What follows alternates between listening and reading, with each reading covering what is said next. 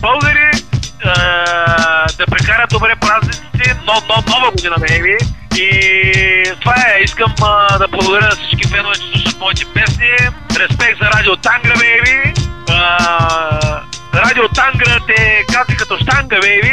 И също искам да поздравя Бойко Борисов, Цецка Цачева, Слави Трибунов да поздравиме, Горчето от Криводол, Краси Радков, всички тръпанчи готини, които са в България.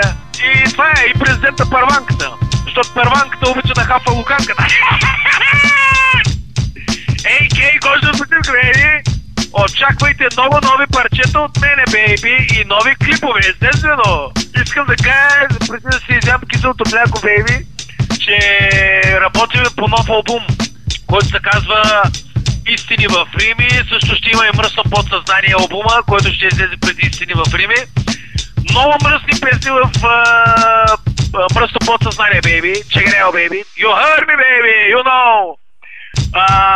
Искам да поздравя също Бербатов, най-добрия, и Цветан Стоичков, още по-добър. Просто са велики футболисти. И то е да има един хуй на всички комунисти. Кошна почивка.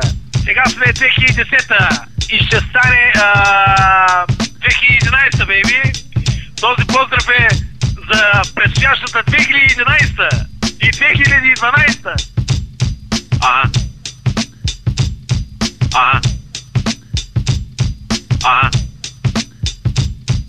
Айде, чао.